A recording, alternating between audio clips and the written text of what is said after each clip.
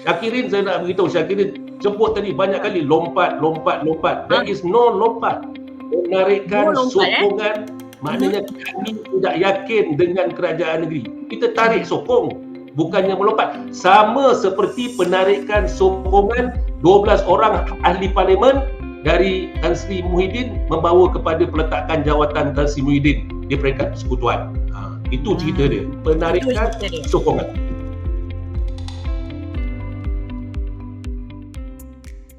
Kenapa penarikan sokongan ini adalah langkah yang betul untuk rakyat Melaka?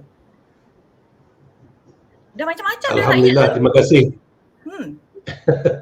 Terima kasih Syakirin kerana mengundang saya pada malam ini. Dan saya percaya undangan ini pun bertepatan dan kena pada tempatnya.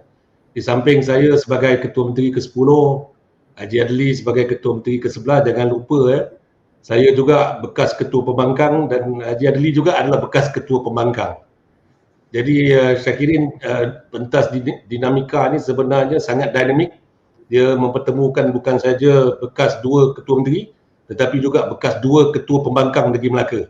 Jadi saya yakin forum kita ni akan lebih menarik pada malam ini kerana masing-masing mempunyai perspektif masing-masing sebagai Ketua Menteri dan juga sebagai Ketua Pembangkang pada masa yang sama. Alhamdulillah. Soalan tu tadi memang adalah menjadi soalan popular dan saya kira memang telah pun tertera di setiap akhbar sama ada cetak ataupun social media dan sebagainya. Apabila saya menyebut secara jelas dan terperinci bahawa apa yang saya lakukan, penarikan sokongan daripada Datuk Seri Sulaiman Muhammad Ali itu bukanlah sesuatu yang kita lakukan secara tiba-tiba, spur of the moment, tidak. Ia adalah dilakukan secara berkira-kira. Dan kalau lihat dari segi pointer yang saya berikan, hujah yang saya berikan ketika di awal banyak pihak bertanya mengapa saya melakukan demikian. Pertamanya adalah saya menyebut kerana saya tidak berpuas hati dengan kaedah good governance ataupun tadbir urus yang sedang dilalui oleh kerajaan negeri Melaka. Maka saya datangkan dengan satu proverbs yang mudah difaham, iaitu 2 singa di atas satu gunung. Dan ramai yang bertanya saya, what do you mean by the 2 lions in one mountain? Saya katakan kepada mereka, mudah saja, setiap keputusan yang dibuat oleh pihak kerajaan negeri tidak perlu ada sebarang campur tangan daripada mana-mana pihak. Maknanya keputusan tertinggi di peringkat kerajaan negeri adalah keputusan muktamad. Meja Majlis Mesyuarat Kerajaan Negeri itu adalah meja muktamad pembuat dasar untuk kerajaan negeri dan tidak ada sebarang campur tangan daripada mana-mana pihak. Jadi sebagai seorang yang melihat perkara-perkara curang ini berlaku, curang ini berlaku di hadapan mata, saya kira selemah-lemah iman itu tegur dalam hatilah. Kuat sikit iman tu tegurlah dengan perkataan, tetapi paling kuat, paling teguh iman kita itu kita tegurlah dengan tindakan. Tidak ada tindakan yang lebih daripada itu boleh saya fikirkan melainkan menarik sokongan untuk membuka mata banyak pihak. Walaupun di peringkat awalnya saya kira tindakan saya itu lebih kepada untuk menyelamatkan parti. Saya sebut banyak dalam banyak wawancara. Pertama adalah untuk negeri. Negeri tidak selamat jika dipimpin kaedah demikian dengan the bad governance. Kemudian kedua untuk parti dan ketiga untuk diri sendiri.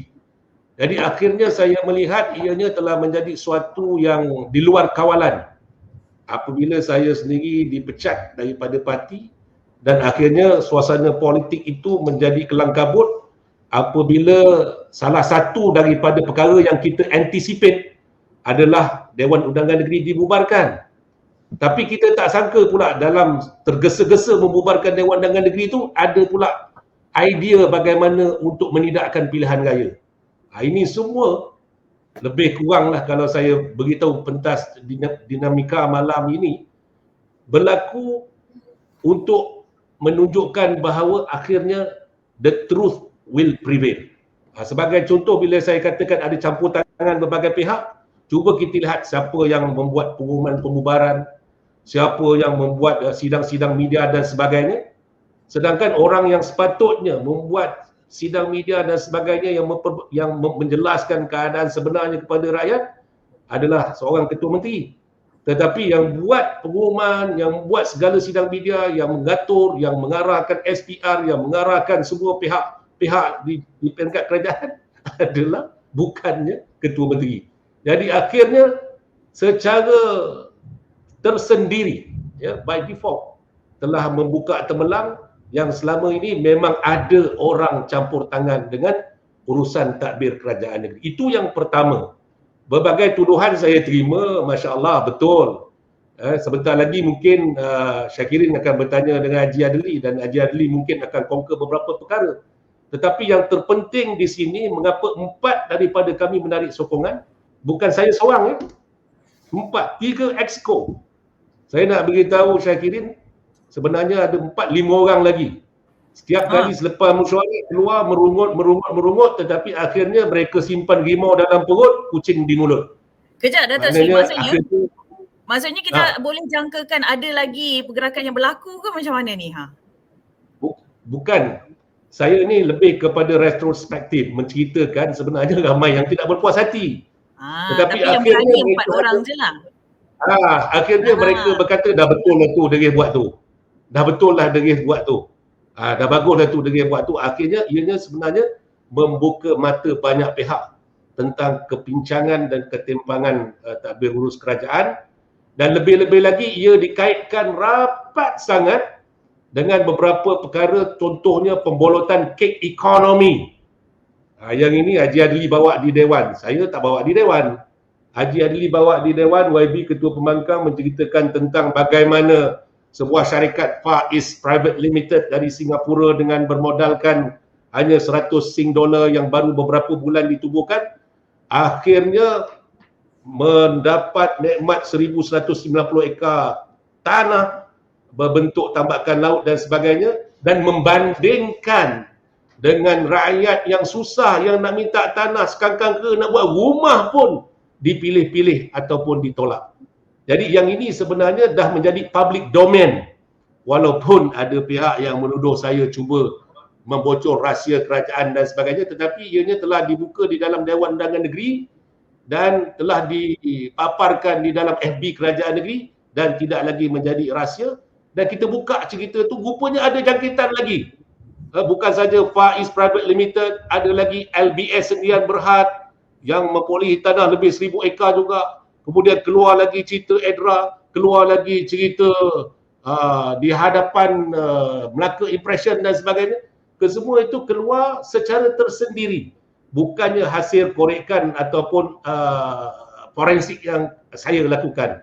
Saya kira ini adalah sebagai kesedaran rakyat Melaka bagaimana sepatutnya kita meletakkan kepentingan rakyat itu di atas segala-galanya.